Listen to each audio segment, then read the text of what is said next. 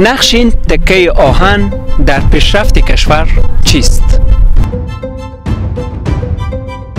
این یک تکه آهن نیست، خطی است که افغانستان را به اروپا وصل می کند.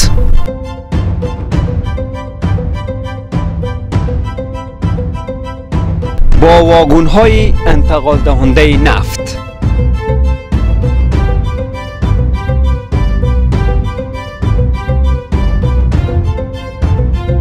انتقال دهنده های کالاهای صنعتی.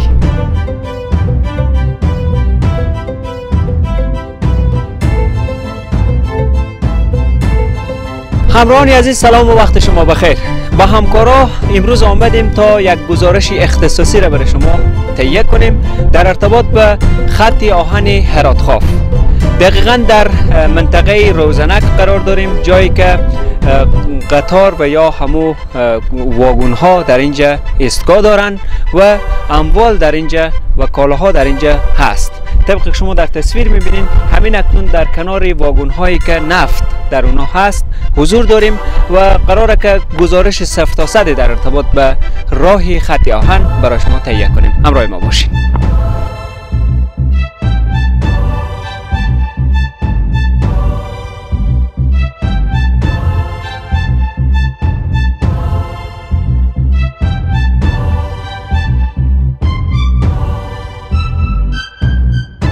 سلام، وقت بخیر. علیک السلام، زنده باشیم. خیار هستین ان شاء الله؟ الحمدلله، شکر خدا. شما خوب هستید؟ اسم شریف؟ نجم الدین. خیلی خوب. این سمنتا اینا فکر کنم از شما نه دیگه، درسته؟ بله درست. این از کجا بارگیری کردین؟ از ایران بارگیری شده، به این خط ایستگاه روزنک آورده شده اینا. روزنک آورده شده. خیلی خوب. قرار اینا کجا بره؟ دیگه به موتورین تخلیه میشه، به ولایتام خاصه میشه، اینا دیگه به شهر فروخته میشه. بله.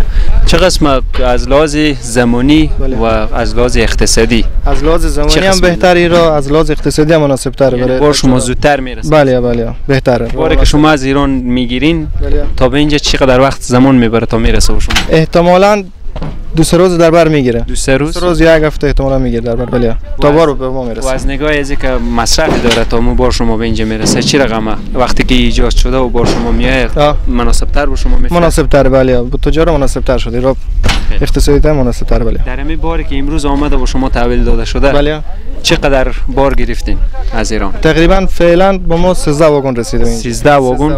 کار واگن چند تن داره؟ احتمالاً وزن مناسب نیست، 63 تن 64 تن بمیتونه هر واگن. بله، هر واگن 64 تن یا 63 تن. موفق باشید. بخیر باشین، زنده باشین. همراه باشید.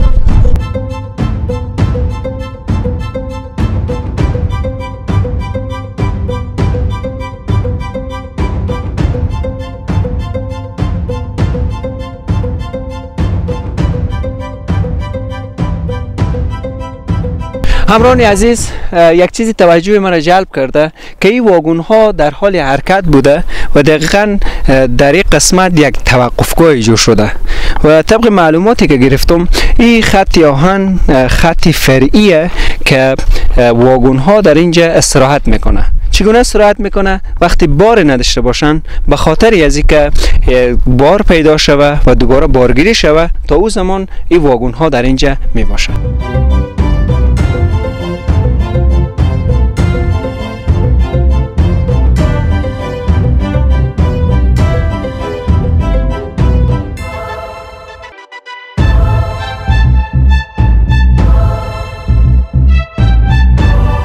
سلام، وقت بخیر. سلام، خسته نباشین. چه احوال؟ بخیرین؟ ممنون. صحت خوب ان شاء الله؟ شکر، زنده باشین. معرفی کوتاه.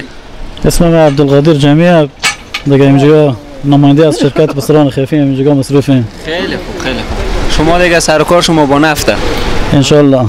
به نظر شما به عنوان یک شهروند چقدر این خط آهن مفید تمام شده برای از انتقال کالا و انتقال نفت و اینا که هست؟ دیگه به واقعیت اگر با اون قضیه بریم، مشکلات زیادی بود که با موتر یا گازوئیل یا سوخت کمیامات اذیت بوده، گمرک هم بیروبر بود. یک دفعه دیگه هم تمام شهری‌ها شاهد بودم که میگه اتفاقات افتاد.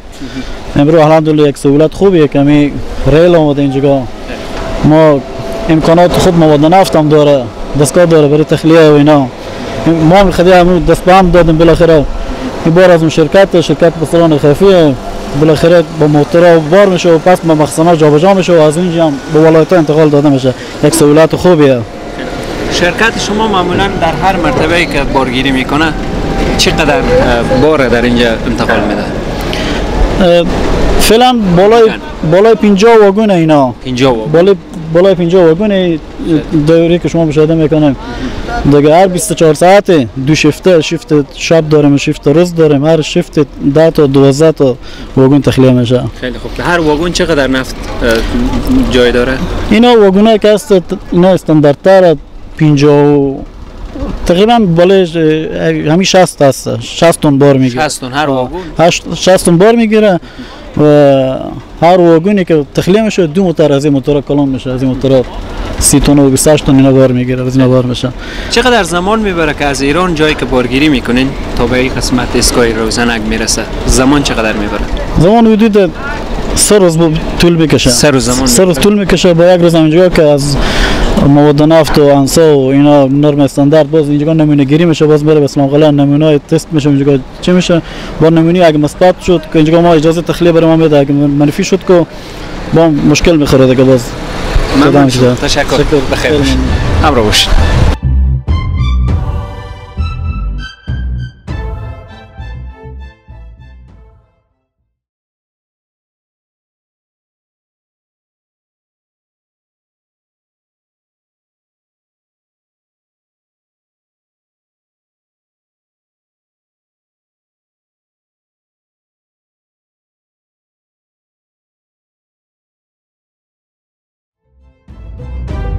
همراهان نازنین، توجه مرا اطفائیه به خود جلب کرد و دقیقاً چون واگن های نفت احتمالی از اینکه خدای نخواسته کدام وقتی یک حادثه غیر منتظره اینجا اتفاق بیفته این مد نظر گرفتن. ما برام همراه همین دریور و کسی که داخل از هسته یک مسابقه کوتاهی داشته باشیم ببینیم که اینا از کجا موظف شدن و چه مسئولیت دارن. سلام کوکو جان، خوبین؟ سلام علیکم. چطور؟ بخیر. شما خوبه؟ خیریت ان شاء الله. زنده باشین. سلامت باشین. میشه که یک کوتاه یک معرفی داشته باشین؟ سلامت باشیم. نظیر احمد هستم، دریور ریاست مواد نفت. دریور اطفائیه. بله ما از طرف ریاست مواد نفت به اینجا تعیین شدیم به خاطر همین واگونا و خط آهن که هسته اینا نفت و گاز که میایه. یعنی امکان داره یک وقت نشه، یک وقت حادثه چیزی پیش بیایه. به همون خاطر بگم ما به می حالت آماده باش خود همیشه هستیم. شب و روز در خدمت اینا هستیم. تا فعلا کو تو یک اتفاق بعدی رفت ان شاء الله به این موقع نشده، به این موقعیت ما تا حال کاری نشده و امیدواریم که هیچ وقت هم نشه. همیشه شما همینجایی؟ ما به طور 24 ساعته به خاطر که همین نفت و چیز همیشگی شده هستیم. بله بخیر باشین. تشکر. قربان شما. تشکر.